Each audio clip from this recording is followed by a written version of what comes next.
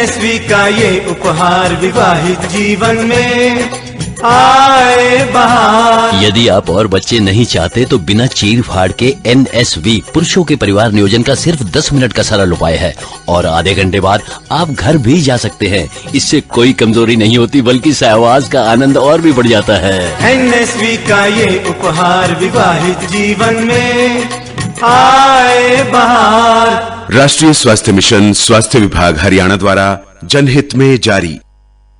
नमस्कार, आकाशवाणी चंडीगढ़ से प्रादेशिक समाचारों के साथ मैं रत्तिका। पहले इस बुलेटिन के मुख्य समाचार। प्रधानमंत्री नरेंद्र मोदी कल भारत, इजराइल, संयुक्त अरब अमीरात और अमेरिका के समूह I2U2 के नेताओं के पहले शिखर सम्मेलन को संबोधित करेंगे। विश्वविद्यालय अनुदान आयोग ने उच्च शिक्षण संस्थानों को पूर्व स्नातक प्रवेश प्रक्रिया की अंतिम तिथि निर्धारित करने को कहा है।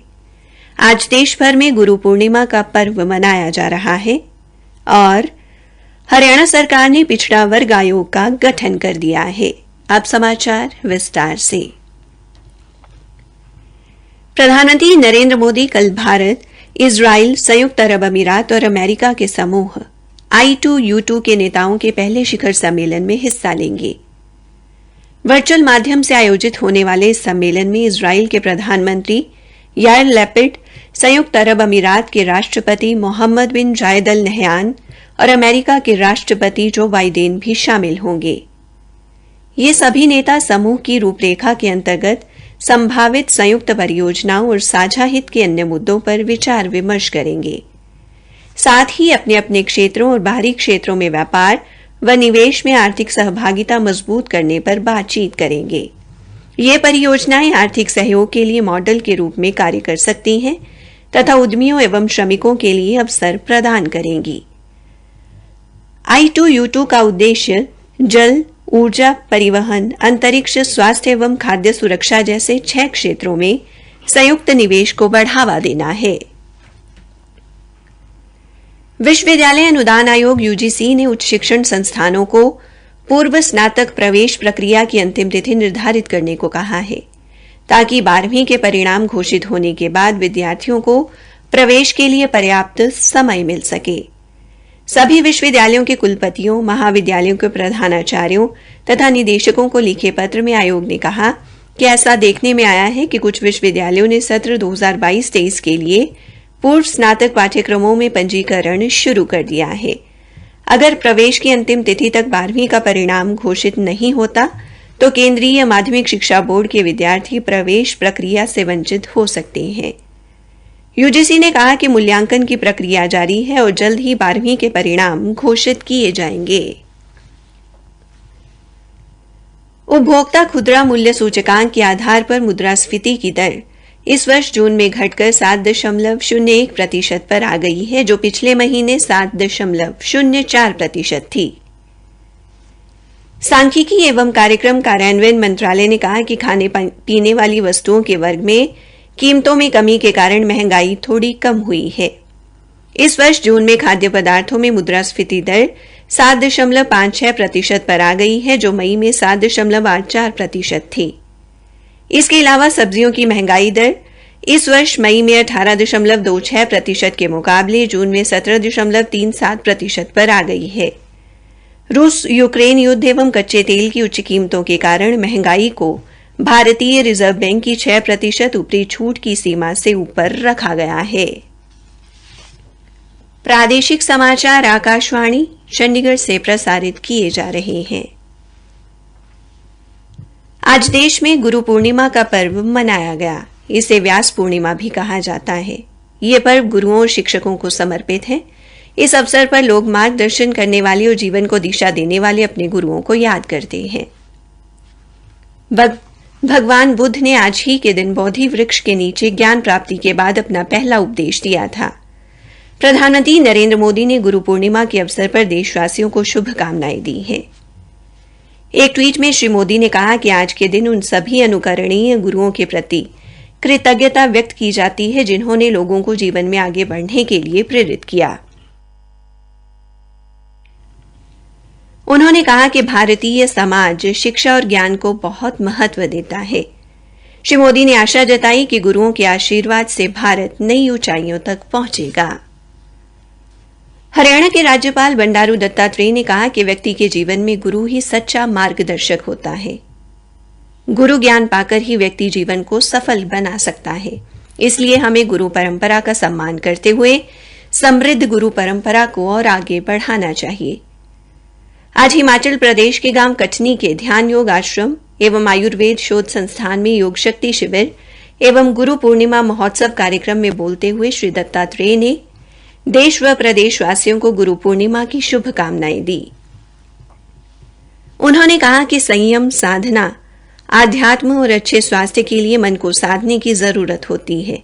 इसके लिए ऋषि, गुरु व महात्मा एक मार्गदर्शक का काम करते हैं। हरियाणा में भी आज गुरु पूर्णिमा का पर्व पूरी श्रद्धा और उल्लास से मनाया गया।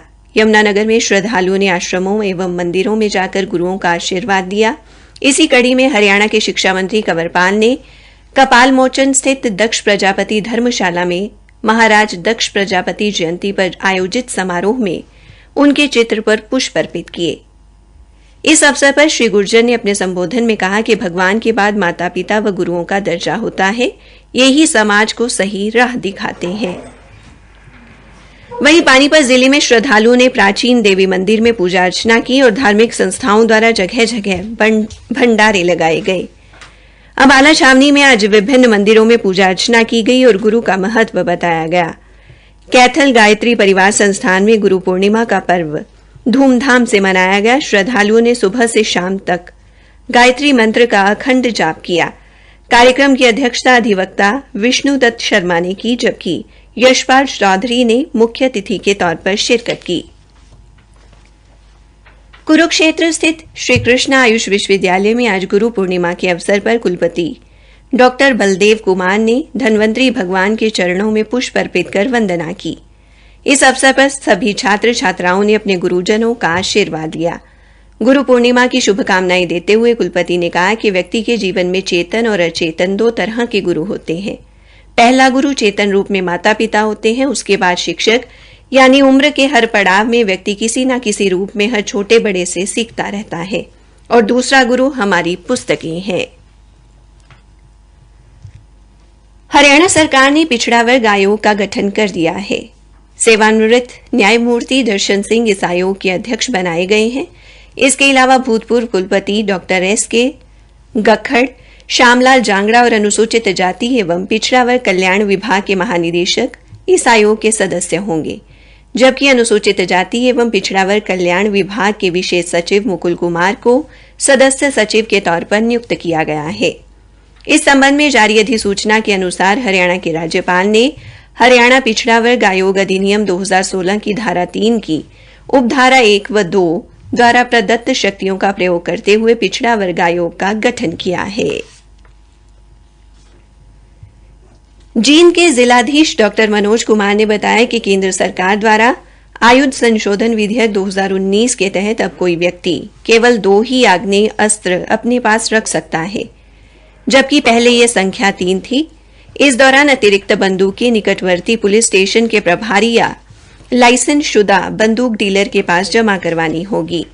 जिलाधीश ने बताया कि यदि कोई लाइसेंसधारी ऐसा नहीं करता तो उसका लाइसेंस रद्द कर दिया जाएगा। कैथल जिले में डेंगू की रोकथाम के लिए सर्वेक्षण में अब सक्षम युवा भी काम करेंगे। इसके लिए 28 सक्षम युवाओं को प्रशिक्षण दिया गया है, जो लोगों को डेंगू से बचाव के बारे में जानकारी दे रहे हैं। उप civil surgeon doctor Neeraj Mangla ने बताया कि 1 अप्रैल से स्वास्थ्य विभाग द्वारा मलेरिया व डेंगू संबंधी सर्वेक्षण चल रहा है। अब तक 3 लाख से ज्यादा घरों और प्रतिष्ठानों का सर्वेक्षण किया गया है। अंत में मुख्य समाचार एक बार फिर। प्रधानमंत्री नरेंद्र मोदी कल भारत, इजराइल, संयुक्त अरब अमीरात और अमेरिका के समूह I2U2 के नेताओं के पहले शिखर सम्मेलन को संबोधित करेंगे। विश्वविद्यालय अनुदान आयोग ने उच्च शिक्षण संस्थानों को पूर्व स्नातक प्रवेश प्रक्रिया की अंतिम तिथि निर्धारित करने को कहा है। इसी के साथ प्रादेशिक समाचार समाप्त हुए।